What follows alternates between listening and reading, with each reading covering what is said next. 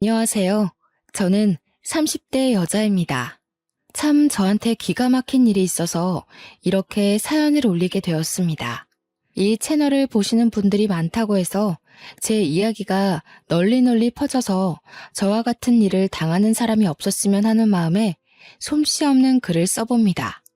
저는 어렸을 때부터 하고 싶은 거, 갖고 싶은 건 모두 다 가질 수 있는 그런 아이였습니다.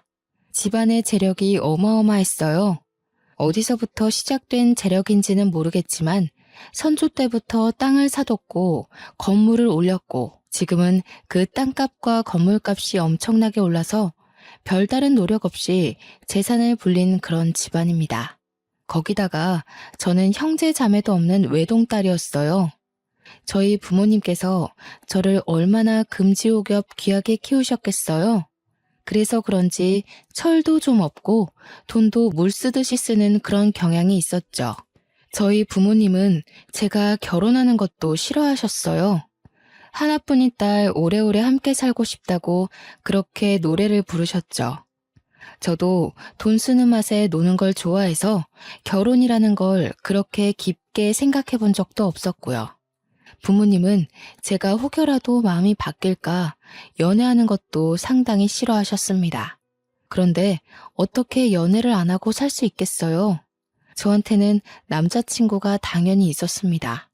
돈도 많고 얼굴도 야금야금 각종 시술을 했던 터라 스스로 꽤 예쁘다고 자부할 수 있었어요.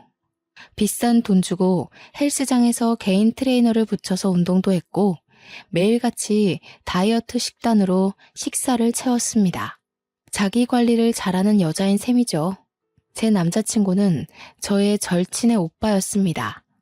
얼마나 절친이냐면 서로 서랍에 속옷이 몇 개가 있는지 알아맞힐 수 있을 정도로 절친이었어요. 철없이 놀러 다니는 데만 힘을 쏟는 저와 달리 똑부러지고 공부도 잘했던 친구였기에 저희 부모님도 엄청 좋아하셨고요. 제 절친의 말이라면 썩은 땅이라도 믿고 사실 분들이었죠. 처음 절친의 오빠와 사귀게 된 계기는 별것 없었습니다.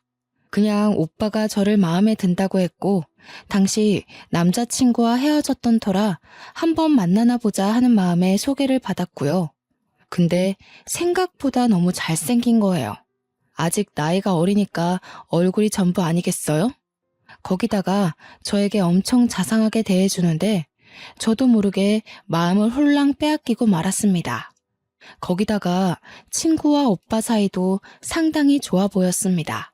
원래 남매라는 게 서로 물어뜯는 재미로 산다고 하던데 이 남매들은 서로를 못 챙겨서 안달이 난 것 같이 굴었거든요.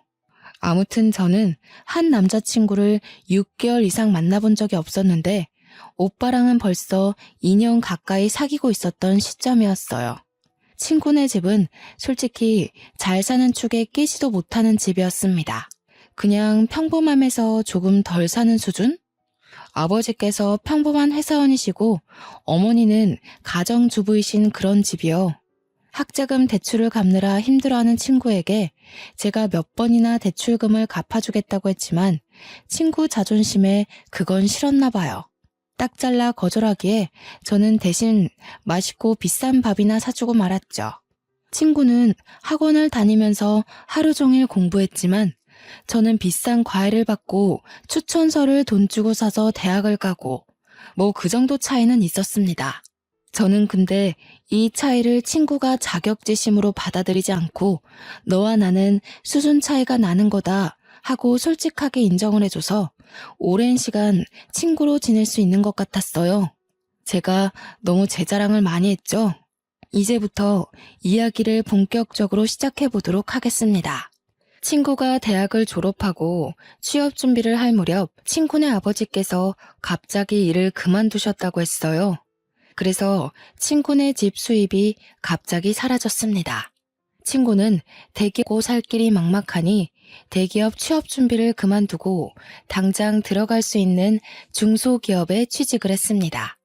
월급 차이가 대기업과는 꽤 났지만 일단 일을 하면서 재취업 준비를 하겠다고 하더라고요. 그쯤에서 친구 오빠랑 저랑 소개팅을 했고 사귀게 되었고요. 친구 오빠는 몇 년을 공무원 준비를 한다고 시험 공부를 하고 있던 상황이었습니다.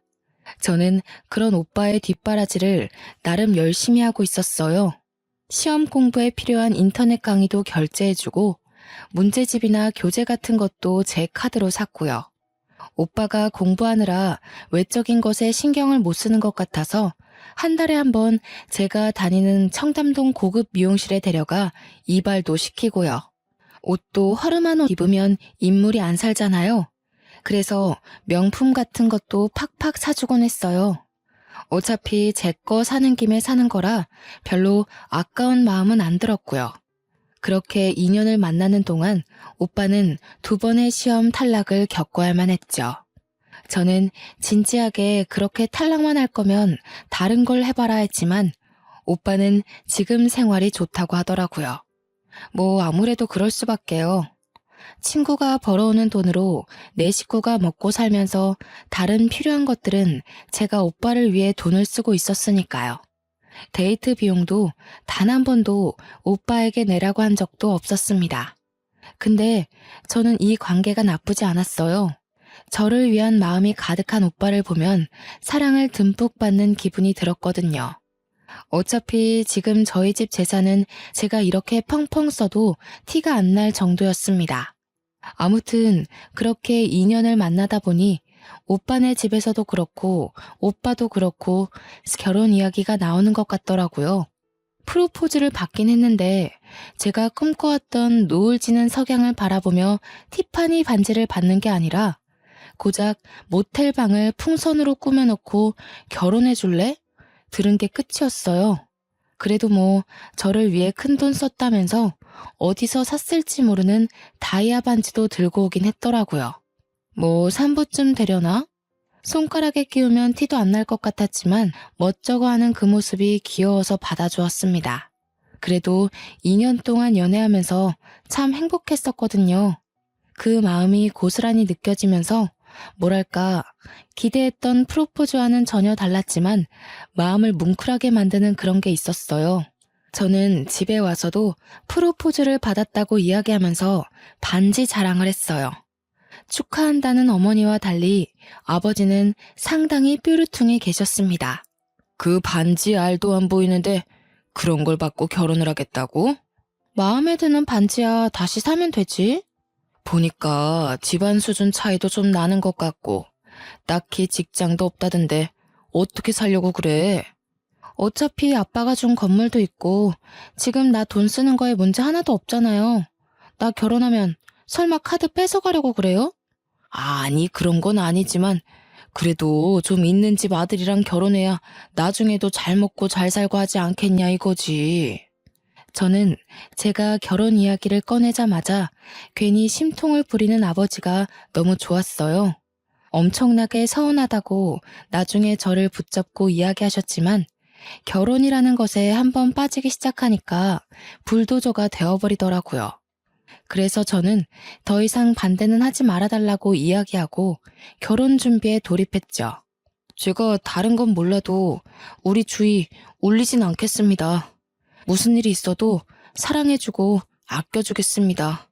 허락해주셔서 감사합니다. 오빠는 저희 집에 와서 몇 번이고 인사를 드렸고 그때마다 아버지의 마음도 누그러지는 것 같았습니다. 하지만 그러면서도 꽤나 서운하신 마음을 드러내고 싶으셨는지 오빠를 향해서 한마디 하시더라고요. 내가 다른 건 다 양보해도 올해 안에 결혼하는 건 양보 못해. 내년 5월에 하도록 해. 내년 5월까지는 1년 정도 남은 상황이었습니다. 오빠는 올해 안에 꼭 하고 싶다고 했지만 저도 사실 긴박하게 준비하고 싶지는 않았기 때문에 아버지 말에 찬성을 했죠. 그러면서도 아버지는 저에게 언제라도 그만두고 싶으면 쿨하게 그만두라면서 이야기해 주셨어요. 결혼은 하겠다고 마음먹고 준비를 시작하면 파혼하고 싶을 때 용기가 안 생기는 법이라고 하시면서요. 언제든 부당한 대우를 받으면 참지 말라고 제 편을 들어주시더라고요. 그게 너무 감사했습니다. 그렇게 차근차근 결혼 준비를 시작했습니다. 저희 집에도 오빠가 인사를 왔으니 저도 인사를 드리러 갔습니다.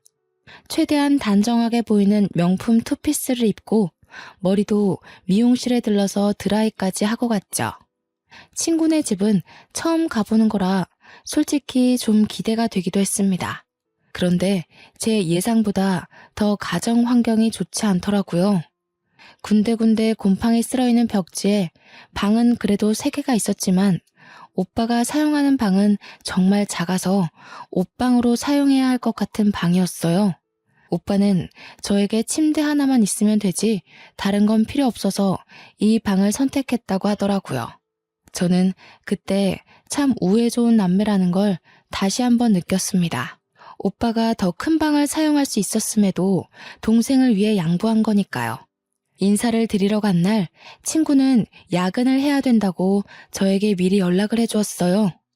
집에 가서 인사 잘 드리라면서 화이팅이라고 문자도 보내주었고요. 은근 제 편을 들어줄 친구가 없으니 긴장이 되긴 하더라고요.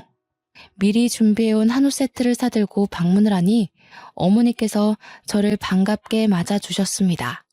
아니, 뭘 이런 걸 다 사왔어. 인사를 드리러 오는데 빈손으로 올 수 없죠. 안 그래도 매번 명절마다 우리 딸 통해서 선물 보내줘서 고마워. 배고프지? 어서 밥 먹자. 저는 밥 먹자는 말에 좁디 좁은 식탁에 앉았는데 깜짝 놀라고 말았습니다. 저희 집에 오빠가 인사를 드리러 왔을 때는 가정부 어머니께서 상다리가 부러질 정도로 사내 진미를 다 모아서 음식을 차려주셨었거든요. 그런데 식탁에 올라와 있는 음식이 고작 김치찌개와 나물 반찬, 김 같은 게 전부였습니다. 간만에 요리하려니까 삭신이 쑤시더라. 설거지는 우리가 할 테니까 밥 먹고 좀 쉬어. 저는 오빠의 말에 2번 놀랐고요. 아무리 그래도 집에 결혼을 위해 인사를 드리러 온 손님인데 설거지라뇨. 저는 집에서도 설거지를 해본 적이 없습니다. 입주 가정부 아주머니께서 야식까지 꼬박꼬박 챙겨주시니까요. 거기다가 일도 하지 않으시는 가정주부인데 김치찌개 끓이시고는 삭신이 쑤신다고 하시는 게 좀 이해가 가지 않았습니다. 근데 그렇다고 제가 이 자리를 박차고 나갈 수 있는 건 아니었으니까 조용히 밥을 먹었습니다. 그릇에 이도 나가고 생각보다 더 어려운 형편인가 싶어서 걱정이 되긴 했습니다만 티는 내지 않았어요. 식사를 마친 뒤 정말로 설거지를 하러 가는 오빠를 보면서 나도 도와야 하나 우물쭈물하고 있는데 아버님이 저에게 앉아서 쉬라고 하시더라고요. 저는 냉큼 거실 소파에 앉았습니다. 그러자 어머님께서 저에게 별로 곱지 않은 시선을 보내는 듯 했어요. 아이고, 우리 아들이 간만에 설거지하느라 고생하겠네. 저에게 설거지를 하라는 의미인가 싶었지만 아버님께서 기침을 하자 어머님의 볼멘 소리가 줄어들었습니다. 갑자기 뭔가 생각난 듯 낡은 냉장고에서 과일을 꺼내오시더라고요.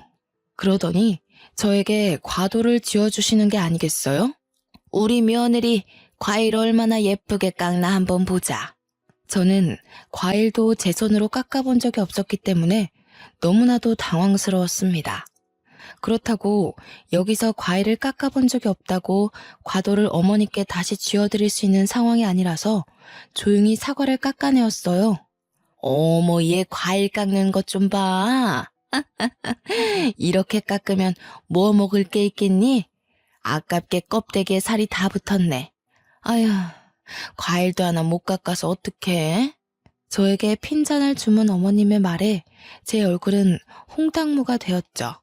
거기서 당당하게 이런 거 해본 적이 없어서요 했어야 했는데 당시에는 그게 너무 되바라진 모습 같아 보일까봐 그러지 못했습니다. 아버님은 조용히 제가 깎은 사과를 드셨어요.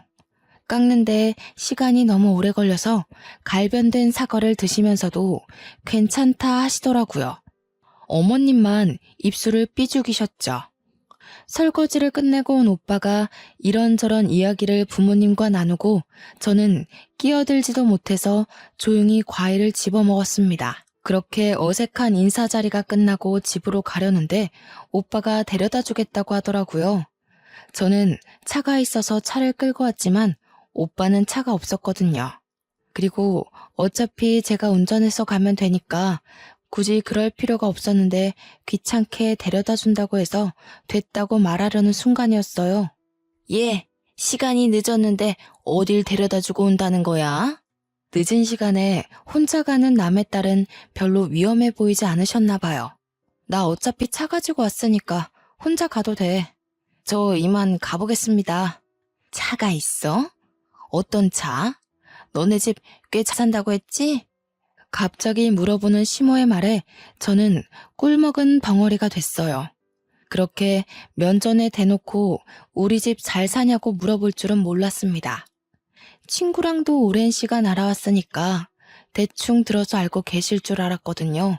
아니, 내가 대충 듣긴 했는데 그래도 본인한테 듣는 게 더 정확하니까. 건물이 몇 채나 있다고 들었는데 맞지? 네. 저는 대충 대답하고는 그 자리를 도망치듯 빠져나왔습니다. 제 반응에 오빠가 좀 이상한 낌새를 느꼈는지 굳이 아파트 입구까지 따라 나와서는 사과를 했어요. 네가 너무 마음에 드셔서 질문을 좀 생각 없이 하신 것 같아. 벌써부터 가족같이 생각하시나 보다. 우리 자기 점수 많이 따서 좋겠네. 저는 오빠의 말에 조금 안심이 되었습니다. 가족같이 생각해서 그런 질문을 했다고 하면서 점수를 많이 딴 거라고 하니까요. 저는 오늘 즐거웠다고 인사를 하고는 집으로 돌아왔어요. 부모님께서 은근 궁금해하는 눈치셨지만 솔직히 말해봐야 흠만 될 것 같아서 잘 먹고 잘 쉬다 왔다고 둘러댔습니다. 이제 별 문제 없이 결혼 준비만 하면 되겠지 했던 제 생각은 아주 산산조각이 났습니다. 자꾸 시어머니 되실 분이 저에게 돈 가지고 훈수를 두기 시작한 거였어요. 예, 네가 이제 내 며느리가 될 거니까 솔직하게 한마디 해도 되겠니?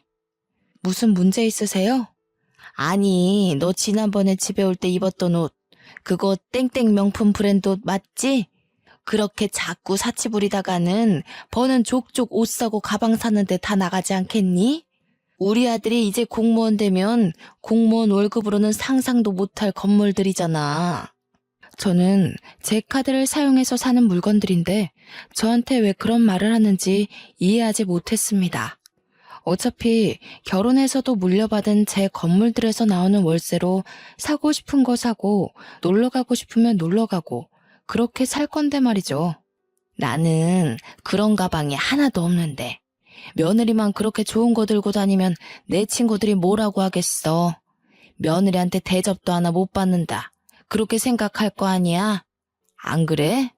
결론은 저에게 명품 가방을 사달라는 이야기였어요. 저는 솔직히 못해줄 이유가 없긴 했죠. 하지만 말을 곱게 하지 않으니까 그럴 마음이 좀 사라지기는 했죠. 평소 같으면 친구에게 연락을 해서 이런저런 이야기를 할 텐데 본인 부모님 이야기니 함부로 할 수도 없고 저는 결국 오빠와 함께 시어머니께 드릴 가방을 사러 쇼핑을 갔습니다. 오빠는 자기 돈 아니라서 그런지 이것저것 비싼 가방들만 보더라고요. 저는 좋은 게 좋은 거라 생각하면서 시어머니께 드릴 가방과 스카프, 드릴 지갑과 벨트를 샀습니다. 제가 선물을 한 보따리 들고 시댁에 방문하자 정말 엄청나게 좋아하시더라고요. 어머, 얘 뭐 이런 걸 다 사왔어? 네가 나 기살려주려고 아주 작정을 했구나. 근데 여기 브랜드보다는 V 브랜드가 더 비싸지 않니? 저는 선물을 받아놓고도 약간 투정을 부리는 모습에 미간이 살짝 구겨졌습니다. 그런 저의 표정을 보고 오빠가 시어머니께 한 소리를 했어요.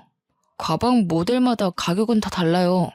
며느리가 시어머니께 점수 따려고 사온 건데 그렇게 표현해야겠어요?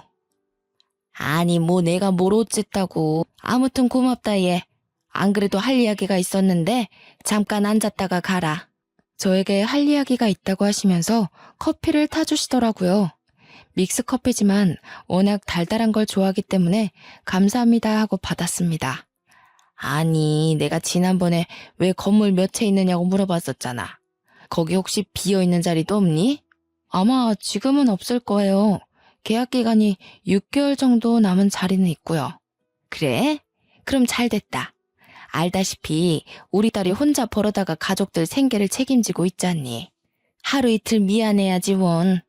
그래서 말인데 나랑 바깥 양반이랑 가게라도 한번 해볼까 하는데 며느리 좋다는 게 뭐야. 자리 하나만 내줘. 건물에 임대를 달라는 말씀이시죠? 우리가 가진 게 별로 없어서 보증금도 못 주긴 하지만 그래도 노후 준비는 해야 되지 않겠니? 장사하면서 너네가 우리 용돈 주고 생활비 보태주고 하면 노후 준비는 충분할 것 같은데 아니면 아예 우리 노후 준비하라고 크게 한 방 싸줘도 되고. 저는 갑자기 저에게 노후 준비를 운운하며 돈을 달라는 식으로 말하는 시어머니의 행동이 이해가지 않았습니다. 솔직히 저도 부모님 잘 만난 덕에 돈 걱정 없이 살고 있긴 하지만 적어도 자식 둘 다 성인으로 키웠으면 노후 준비는 스스로 하셔야 하는 게 아닌가요? 자식도 아니고 며느리에게 당연하다는 듯 요구하는 게 그것도 아직 결혼을 한 사이도 아니고요. 그리고 내가 들어보니까 차도 여러 대 있다던데. 맞지? 저는 평소에 차를 참 좋아해서 마음에 드는 모델이 있으면 리스로라도 꼭 끌어보는 성격이었습니다. 그래서 지금 보유하고 있는 자동차가 3대 정도 있었고요. 네, 차 몇 대 있어요. 아니 우리 차가 벌써 16년 가까이 된 경차거든. 15만 킬로 이상을 타다 보니까 글쎄 차가 너무 낡았지 뭐야. 끌고 나갔다가 사고가 날 수도 있고 우리가 사고 나면 자식들이 걱정이지 뭐. 그래서 말인데 우리도 새 차 하나 해주는 게 어때? 새 차를요? 응, 이왕이면 새 차가 좋지. 내가 봐둔 모델이 있거든. 핸드폰으로 전송해둘게. 저는 당황했어요. 솔직히 저한테 차를 바꿔달라고 할 줄은 몰랐거든요. 차가 한두 푼 하는 것도 아닌데 말이죠. 적어도 몇 천은 들 텐데 신혼집을 해주시는 것도 아니면서 저런 걸 요구하다니 좀 뻔뻔하다는 생각이 들었습니다. 안 그래도 차가 좀 오락가락 하길래 불안하긴 했는데 사고 나기 전에 바꾸는 게 현명하긴 하지. 오빠마저도 차를 바꿔달라는 식으로 이야기하길래 저는 마지못해 일단 알았다는 행동을 했습니다. 집에 와서 고민하다가 결국 제 차 중에 국산 세단 하나를 드리기로 마음을 먹었어요. 그 차도 제가 소중하게 생각하는 차였지만 지금 새 차를 계약하기에는 시간도 오래 걸릴 것 같았거든요. 명의는 바꾸지 않고 보험만 모든 사람이 운전할 수 있도록 바꾼 뒤 차를 가져다 드리니 시어머니께서 상당히 당황해 하시더라고요. 예, 지금 이 차 우리 타라고 준 거니? 네, 국산차 모델 중에서는 고가 세단이고 배기량도 좋고 관리하시기도 어렵진 않을 거예요. 보험도 제가 받고 나서 바로 타시면 돼요. 시어머니는 알겠다고 하시고는 집으로 획 들어가 버리셨어요. 아무리 그래도 차 한 잔 먹고 가라는 소리도 없이 그러셔서 조금 서운했습니다. 일단 차도 해드렸겠다. 이제 혼수만 제대로 준비하면 되려나 싶었습니다. 근데 문제는 거기서 끝나지 않았습니다. 신혼집을 제대로 정하지 못한 거예요. 저는 오빠에게 넌지시 신혼집에 대해서 물어보았습니다. 우리 집은 어디로 해주신대? 그게 무슨 소리야? 집을 해주셔? 혼수는 내가 다 해갈 거고 차도 드렸잖아. 원하시는 명품들도 싹 선물로 드렸으니까 집은 해주셔야지. 우리 부모님이 그러시던데? 와, 진짜 있는 사람들이 더하다고 하더니 너무한 거 아니야? 우리 부모님 집 봤지? 노후 준비도 제대로 못 하신 거. 그러는 와중에 집까지 해달라는 건 좀 너무하지 않아? 그러면 집까지 나보고 하라는 이야기야? 지금 너도 돈 가지고 유세 떠는 거야? 솔직히 나는 우리 사이에 돈 문제로 이렇게 싸움이 난 적 없어서 이 상황이 너무 지치네. 당연히 집은 너희 집에서 해주는 줄 알았어. 그러면서 어깨를 축 늘리는 오빠의 모습에 저는 미안한 마음이 조금 들었어요. 오빠의 말 맞다나 제가 훨씬 잘 살고 있으니 사랑만 있다면 누가 집을 해오는 게 문제가 될까요? 어차피 명의도 제 명의로 두면 되는 것인데 제가 너무 스트레스를 받아서 오빠에게 인색하게 군 것 같았습니다. 저는 알겠다고 하고 부모님께 이 이야기를 전했어요. 그러자 아버지께서 상당히 불편해하셨습니다. 아무리 집에 돈이 없어도 그렇지. 이것저것 다 요구하는 것도 모자라서 집까지 해달라고? 어차피 제가 살고 있는 집도 평수 넉넉해서 신혼집으로 꾸미기에 나쁘지 않을 것 같고요. 기운 집안에 시집 보내는 것도 속이 터지겠는데, 참, 그래도 네가 그렇게 좋다고 하니 내가 어찌 반대를 하겠니? 속상해 하시면서도 아버지는 제 편을 들어주셨습니다. 저는 그래서 일단 침대나 가구를 바꾸기로 결정하고 오빠와 함께 혼수를 보러 다녔어요. 결혼식까지는 6개월 정도 남아있는 상태였기 때문에 일단 신혼집부터 새로 꾸미기로 결정했지요. 가구를 보고 살림을 보러 다니니 또 신이 나더라고요. 항상 새 물건을 구입할 때는 기분이 좋잖아요. 세탁기도 바꾸고 냉장고도 좀 더 큰 걸로 바꾸기로 결정하고는 혼수를 보고 있는데 시어머니께서 찾아오셨습니다. 예, 가전이나 혼수 볼 때는 어른들이랑 함께 다니는 거야. 저는 신이 나서 백화점 가전 매장을 쭉 훑었습니다. 냉장고랑 김치 냉장고를 한창 보고 있는데 시어머니께서 냉장고를 막 어루만지면서 저에게 말씀하시더라고요. 이 냉장고 엄청 좋아 보이지? 네, 근데 너무 커서 신혼 살림에는 어울리지 않을 것 같아요. 누가 신혼집 말하니? 우리 집 말이야. 냉장고 바꾸시려고요? 여러 개 사면 좀 싸게 안 해주겠니? 너 신혼가구 바꾸는 김에 우리 집 냉장고도 좀 바꿔주렴. 저는 거기서 우뚝 멈춰서서 오빠를 바라보았습니다. 그러자 오빠 입에서 나온 말이 가관이었어요. 차도 있던 거 줬으니까 돈 아꼈잖아. 냉장고 하나 바꿔드려도 괜찮을 것 같지 않아? 차값 생각하면 훨씬 싸게 먹히는 장사 같은데. 그래. 너 외제차도 2대나 있다면서 굳이 우리한테 국산차 준 거 아니니? 굳었으니까 그걸로 냉장고나 한 대 사줘라. 이 김치 냉장고랑 세트인가 본데? 저는 냉장고에 흠뻑 빠진 시어머니를 두고 오빠를 잡아채서 구석진 곳으로 갔습니다. 해도 너무하지 않아? 냉장고까지 사달라고 하는 건. 그리고 외제차 이야기는 왜 나오는 거야? 그거 유지할 수 있는 돈은 있고? 그 정도는 네가 좀 챙겨줄 수 있는 거잖아. 결혼도 코앞인데 그 공무원 시험 때려치고 취직할 생각이나 해. 저는 오빠에게 딱 잘라 이야기했고 더 이상 오빠는 냉장고를 사주라는 이야기를 하지 않았습니다. 저는 진짜 하다 이런 것까지 요구하는 시댁에 점점 질려가고 있었어요. 그날 이후 연락이 뜸했던 오빠는 갑자기 저에게 돈을 좀 빌려줄 수 있느냐고 물었습니다. 생활비가 모자라다는 이유였어요. 친구가 이번 달에 돈 나갈 일이 많아서 생활비를 적게 가져다 주었다는 것이었죠. 저는 제 친구가 진심으로 불쌍하게 느껴졌습니다. 그렇게 고생해서 돈을 벌어 집에서 한량처럼 놀고 있는 식구들에게 갖다 바쳐야 한다는 사실이요. 저는 오빠에게 제 카드를 한 장 주었습니다. 한도가 얼마였는지 기억도 안 나는 카드이지만 당장 생활비가 모자라다고 울먹이는데 어떻게 모른 척 할 수 있겠어요? 그랬더니 글쎄 카드를 긁어도 너무 긁는 게 아니겠어요? 무슨 백화점에 뭘 샀고 하루 종일 카드 알림 문자가 도착했습니다. 저는 그 내역에서 또 한 번 깊은 빡침을 느꼈죠. 어머님께서 가지고 싶다던 냉장고를 결제한 내역이 떡하니 있는 게 아니겠어요? 오빠, 지금 내 카드로 냉장고를 산 거야? 지금 내 카드 내역 일일이 확인한 거야? 그게 왜 오빠 카드야 내 카드지. 문자 알림 오는 거 몰라서 그래? 생활비가 모자라다더니 웬 냉장고를 긁어? 우리 집 냉장고가 많이 낡아서 고장이 났어.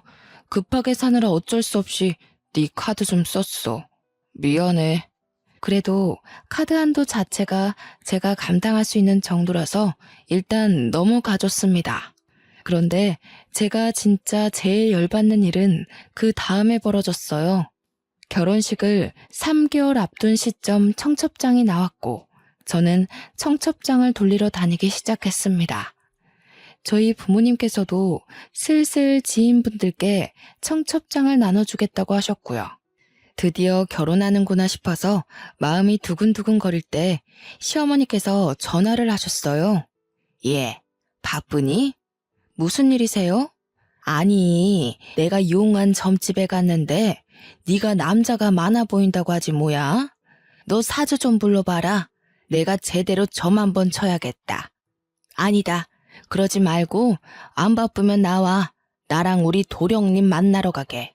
어머님, 저 천주교 신자라서 사주 같은 거 안 봐요.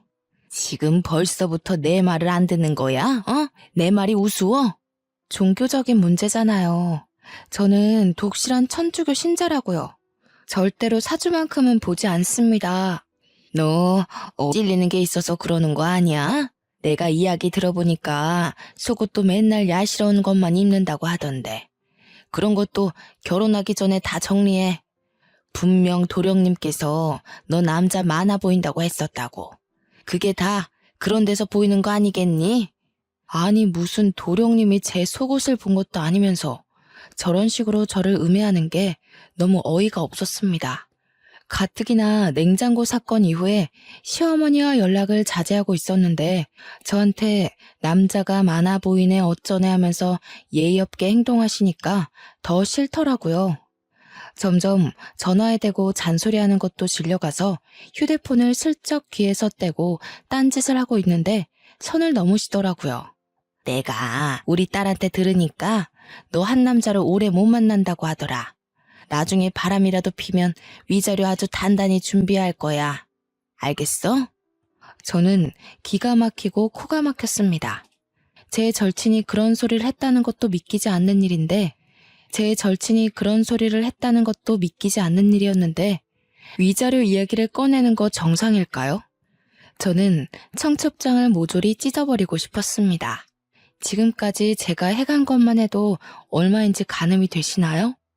무려 갖은 명품들에 차도 한 대 들였고 신혼집도 제 명의의 집에서 시작하기로 한 마당에 거기에 냉장고까지. 오빠는 그 와중에도 뭘 하고 다니는지 제 카드로 사치를 부리는데 여념이 없었습니다. 저는 더 이상 참을 수 없었습니다.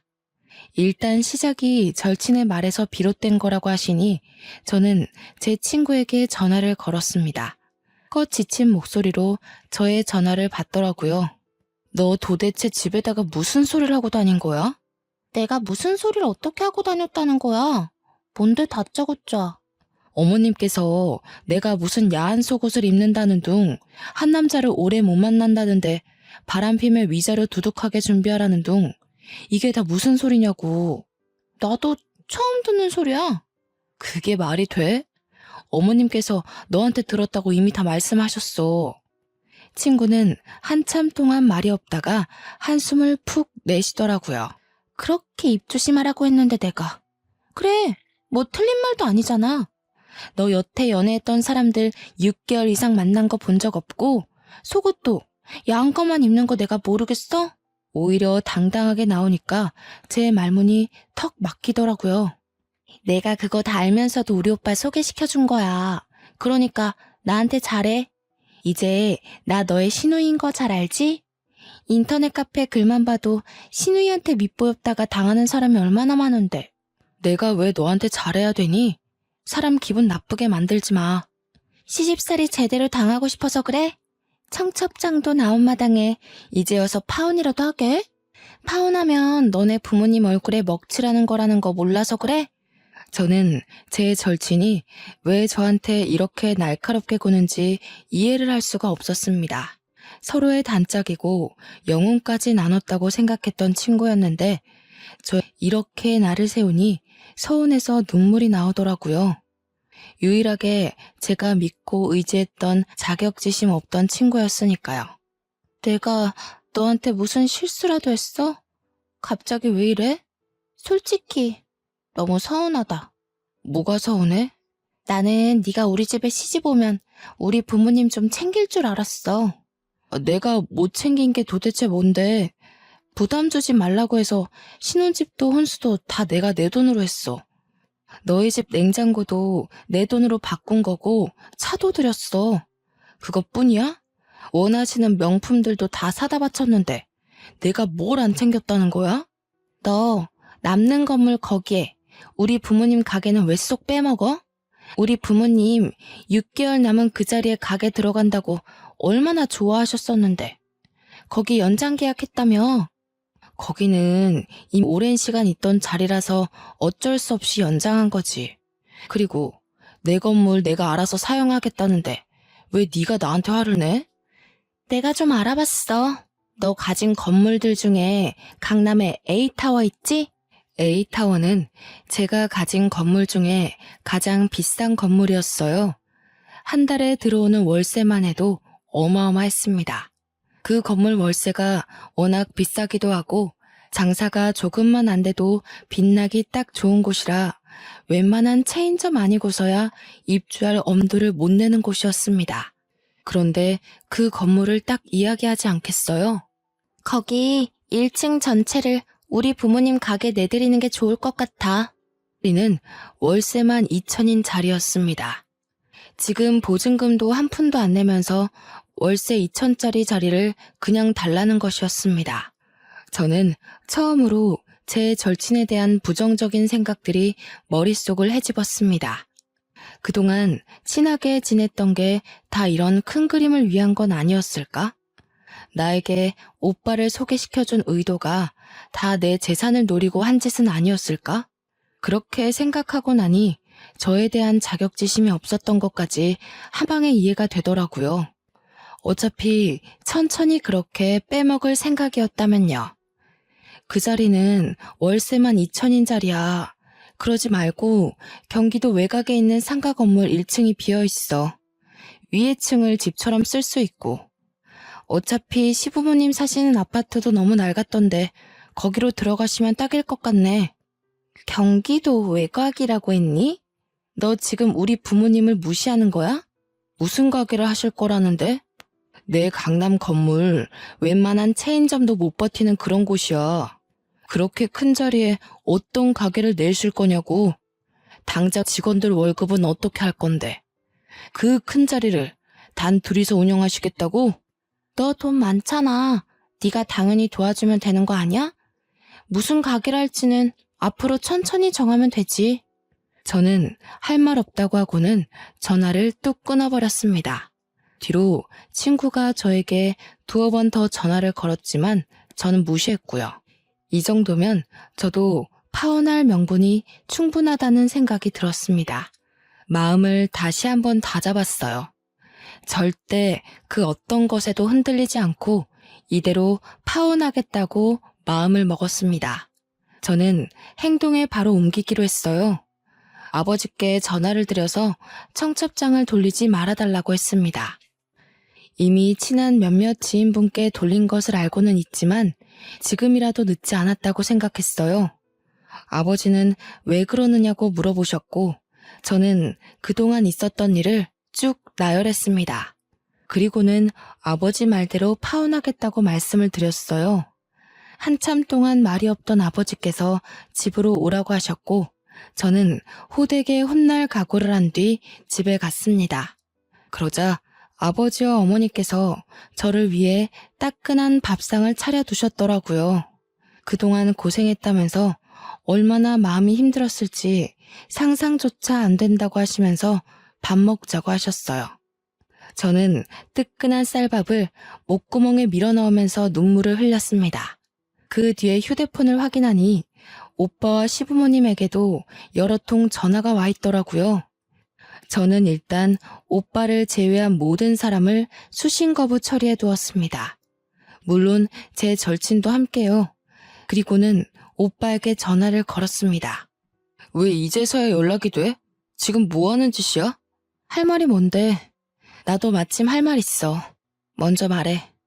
오늘 내 동생이랑 통화했다며. 이야기 다 들었어. 아무리 강남 건물이 아깝다고 해도 우리 부모님한테 어떻게 경기도 외곽으로 가라고 할 수 있어? 그리고 다른 건물에서도 월세 많이 받으면서 고작 2천 가지고 쪼잔하게 굴 거야? 저는 기분이 확 상했습니다. 그동안 제가 참아준 것들을 생각도 안 하고 고작 2천 가지고 쪼잔하게라뇨. 저도 좋은 소리가 나가지 않더라고요. 우리 파혼하자. 뭐? 너 지금 결혼 애들 장난이야? 파혼이라니. 우리 만나서 이야기해. 오빠는 제 파혼 통보에 적잖이 당황한 것 같았습니다. 결국 카페에서 만나기로 약속을 잡았습니다. 웃기게도 제가 카페에 가니 시댁 식구들이 전부 다 나와 있더라고요. 너 지금 뻔뻔하게 파혼이라고 했니? 내가 이럴 줄 알았어. 남자 생겼지 너. 아줌마, 막말하지 마시고요. 파혼할 거니까 그런 줄 아세요. 일단 내가 준 차부터 내놓으시고 오빠는 내 카드 쓴 것도 내역 정리해서 줄 테니 입금해. 차 줘놓고 무슨 소리야. 너 때문에 우리 차 팔았던 건 생각 안 하고 차를 내놓으라고? 이대로는 파혼 못해. 위자료 내놔. 위자료? 너 지금 나한테 위자료를 내놓으라 했어? 지금 누가 누구한테 할 소리를 해. 그날은 도무지 서로 자기 할 말만 하느라 대화가 이루어지지 않았습니다. 저는 집에 돌아오자마자 아버지 지인 변호사를 통해서 제 카드를 쓴 내역을 모조리 정리해 소송을 걸기로 했어요. 그간 쓴 내역을 확인하니 무려 4천만 원이나 썼더라고요. 그리고 15만 킬로 주행한 경차를 중고로 구매했습니다. 거의 다 쓰러져가는 차라서 그런지 얼마 안 하더라고요. 제가 준 차는 바로 보험부터 바꿔버리고 대리기사에게 스페어 키를 주고 집으로 가져달라고 했고요. 경차를 가져다 두었습니다. 제가 도무지 파혼에 대한 생각을 굽히지 않자 저에게 미안하다고 집 앞으로 찾아와 빌고 있는 오빠에게 경차 차키를 던져주었습니다. 저에게 치사한 거 아니냐고 하더라고요. 저는 대꾸하지 않고 다음날 변호사를 통해 내용 증명도 보냈고요. 당장 돈 때문에 발등에 불이 떨어진 오빠네 가족 모두 다 저희 집에 찾아와서 울고 불고 빌고 나중에는 소리 지르고 난리를 치더라고요. 저는 조용히 경찰을 불러서 해결했습니다. 아버지는 제게 아주 강단있는 결정을 했다면서 칭찬해 주셨고요. 그날을 계기로 하나 배웠습니다. 사람은 급이 맞는 사람과 살아야 한다는 것을요. 비록 절친을 잃었지만 어차피 겉과 속이 다른 사람이었으니 큰 미련 두지 않기로 했습니다. 저는 제가 살던 집을 처분했고 지금 본가에 들어와 살고 있어요. 부모님과 행복하게 살다가 나중에 선봐서 급 맞는 사람과 결혼하려고 합니다. 제 이야기를 들어주셔서 너무나도 고맙습니다.